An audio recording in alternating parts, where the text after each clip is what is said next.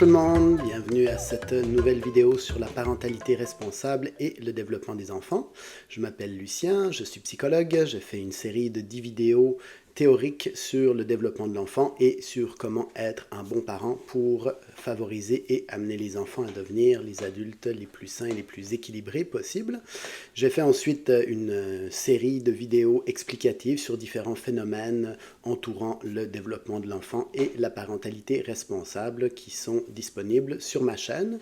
La dernière que j'ai faite sur l'encadrement de l'humeur avec un exemple de l'émission Super Nanny, la version anglaise avec Joe Frost, semble avoir été appréciée et donc j'en ai regardé d'autres de ces émissions-là. Ça permet de voir des familles problématiques ou dans lesquelles il y a beaucoup de problèmes de comportement et autres, agir, et ça permet aussi de voir les interventions, ce qui a fonctionné, ce qui fonctionne moins bien, etc. La dernière vidéo que j'ai faite, je vous ai parlé assez longuement de l'encadrement de l'humeur, ce que j'avais fait aussi dans une vidéo précédente. Dans celle-ci, je voudrais souligner un phénomène qui est très important, mais simplement ce phénomène-là, je ne vais pas analyser ou faire l'analyse de toute la vidéo. C'est la vidéo sur la famille Bowerstock, dont le lien s'affiche en bas de votre écran. Dans cette vidéo-là, bon, il y a beaucoup d'exemples sur, évidemment, l'encadrement, sur l'importance d'intervenir auprès des enfants. Donc, il y a toutes sortes de difficultés dans cette famille-là. On retrouve les éléments qu'on a regardés dans la vidéo précédente sur l'encadrement et, évidemment, sur l'encadrement de l'humeur, qui est aussi problématique dans ce cas-là. Ça montre aussi que, bon, tous les enfants ne sont pas pareils. Là, il y en a certains qui ont des tempéraments plus forts, et donc il faut adapter notre niveau d'intervention selon l'enfant, etc.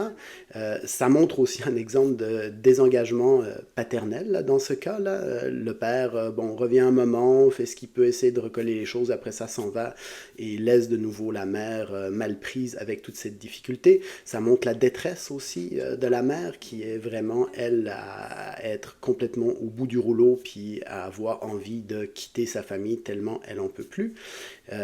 Ça montre aussi des éléments plus personnels chez la mère, de répétition de sa famille d'origine, comment elle a été élevée, ce dont elle a souffert, ce qu'elle a tendance à reproduire et personnellement de manière directe et aussi indirectement avec ses enfants. Et ça montre les impacts aussi de qu'est-ce que ça veut dire, qu'est-ce que ça a amené chez elle de grandir dans cette ambiance familiale d'origine, à quel point elle est devenue beaucoup plus dure, fermée, et que c'est quelque chose qui est remarquable au cours de l'épisode, où elle devient plus ouverte, où elle se connecte davantage aux autres, où elle devient beaucoup plus touchante, attachante comme personne. Au début, quand on la voit, là, elle est très froide, fermée, on n'a pas tellement envie d'interagir avec elle, tandis qu'après, elle devient beaucoup plus attachante. Mais ce qui est, je trouve, très important à voir dans cette vidéo-là, c'est la partie sur les punitions corporelles. La mère est une femme qui discipline beaucoup avec des punitions corporelles. Elle va même jusqu'à, bon, enfin, je ne sais pas si on peut vraiment, disons, prioriser ou si on peut hiérarchiser ces punitions-là, mais à un moment donné, c'est quand même assez marquant. Elle met du savon dans la bouche de l'enfant qui a, je pense, craché ou dit quelque chose, je ne me rappelle plus exactement quoi. Et à ce moment-là, bon, Joe, la super nanny, évidemment, est outrée de ça, mais de manière générale, elle a tendance, dès qu'elle devient très énervée, à taper ses enfants, à crier dessus, à justement utiliser toutes sortes de méthodes comme leur mettre du savon dans la bouche pour les discipliner. Je trouve que ce qui est important de voir, de bien observer quand vous regarderez cette vidéo-là, c'est de voir que, dans le fond, ces interventions-là de la mère sont totalement inefficaces. Les enfants ne sont pas plus centrés, ils ne sont pas plus encadrés, ils ne sont pas plus contenus, ils continuent à la défier, ça n'a à peu près aucun impact sur eux. Dès qu'elle fait ce type d'intervention-là, soit ils répondent, ils répliquent, ou alors ils s'arrêtent un moment, ils recommencent immédiatement après. Donc c'est complètement inefficace comme intervention. Ce qui est très important à voir, c'est que c'est aussi assez inoffensif. Bon, évidemment que frapper, bon, mettre du savon dans la bouche, c'est pas quelque chose qu'il faut faire avec les enfants, c'est certain. Mais ce que je veux dire par là, c'est que dans le fond, les enfants n'ont pas l'air d'être traumatisés de ça. Si on regarde bien dans cette vidéo-là, les enfants souffrent avant tout, premièrement, principalement, du manque d'amour, du manque de connexion, du fait qu'ils sont toujours en opposition, que c'est toujours hostile autour d'eux, que c'est toujours dans une situation tendue, que c'est toujours dans une situation difficile. Et donc, à partir de là, ce qu'on doit voir ou ce qui est important de remarquer, c'est que ce n'est pas le fait même d'avoir des punitions physiques ou d'utiliser la force physique pour discipliner l'enfant qui est problématique. C'est inefficace, bon, c'est quelque chose qui peut être même potentiellement dangereux, qui évidemment est à prescrire et qui ne doit pas être fait, mais ce n'est pas ça qui traumatise ces enfants. La raison pour laquelle ça ne les traumatise pas ou que ça ne va pas les marquer personnellement, c'est que ces interventions-là sont faites dans des moments où la mère, elle perd le contrôle, mais où elle ne devient pas ouvertement hostile contre ses enfants. Donc, où le message, si on veut, émotif qu'elle leur transmet, c'est pas qu'elle veut les détruire. Elle est, elle, dans un état où elle est désemparée, où elle est désespérée, elle essaye de reprendre le dessus, elle fait ça, elle le dit oui parce qu'elle a appris à le faire comme ça, mais aussi parce qu'elle n'en peut plus, elle ne sait pas quoi faire autrement. Mais c'est jamais avec le message de « je te hais, je t'haïs, je veux te détruire, je veux plus que tu existes, je veux que tu arrêtes, etc. » Donc, la différence est vraiment importante. Et d'ailleurs, on voit quand elle est désespérée vers le début, puis que Joe sort avec elle, puis lui demande comment est-ce qu'elle se sent, etc. Ce qu'elle dit, c'est « je voudrais prendre mon auto et je voudrais partir, je voudrais m'en aller, je voudrais quitter cette famille-là, ils me détestent tous, je suis pas bien là-dedans, je voudrais m'en aller ». Et donc, son mouvement intérieur à elle, c'est de se sauver, c'est pas d'être enragée contre ses enfants.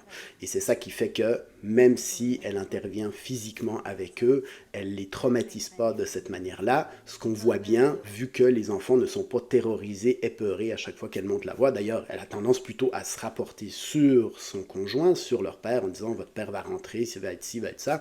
Le père est tout aussi peu efficace, il est un petit peu plus écouté, puis il est un petit peu plus, il arrive un peu plus à les encadrer, mais à peu près pas.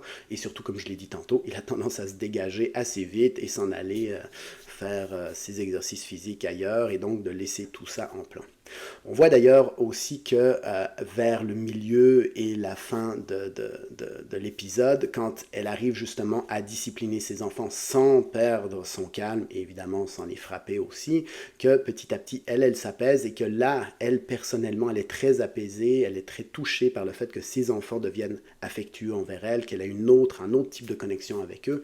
Et donc, on voit qu'à partir de là, elle est quand même capable de faire ça, elle est capable de passer à ce niveau-là et que c'est très bénéfique et pour elle et pour les enfants. D'ailleurs, le père fait, même si lui n'intervient pas physiquement, il fait à peu près le même cheminement envers ses enfants, où justement il apprend à discipliner. Lui, c'est plus qu'il monte la voix, il est très autoritaire, etc. Mais il apprend à discipliner autrement et lui aussi à être plus connecté, à être plus proche, à être plus dans le senti avec ses enfants et avec sa conjointe aussi, ce qui leur fait du bien à eux deux. Petite précision par rapport à tantôt d'ailleurs, quand j'ai dit la mère veut s'échapper, on peut voir que c'est dans le fond ce qu'elle aurait eu besoin aussi de faire elle quand elle était enfant, d'échapper à cette ambiance-là qu'elle décrit comme étant très autoritaire mais aussi très froide. Et donc, d'une certaine manière, malgré elle, indirectement, c'est ce qu'elle reproduisait là au sein de sa famille, puis elle voulait s'échapper de sa famille à ce moment-là. Mais encore une fois, ce qui était problématique en priorité, puis le plus important qui était problématique pour les enfants avec elle, oui, c'était le manque de discipline, oui, d'une certaine manière, c'était le fait qu'ils recevaient des coups, mais c'était surtout le fait qu'ils manquaient d'amour, qu'ils manquaient de connexion, que eux aussi ils sentaient que dans le fond, ils n'étaient pas aimés, ils n'étaient pas appréciés, mais pas qu'ils étaient haïs, détestés, comme ça pourrait l'être dans d'autres situations, qu'il y ait des coups, des punitions physiques ou non. Voilà, c'est tout pour cette capsule illustrative sur l'encadrement des enfants et sur l'importance d'être connecté, de les aimer de la bonne façon. Mon nom est Lucien, encore une fois, si vous avez des questions ou des commentaires, n'hésitez pas.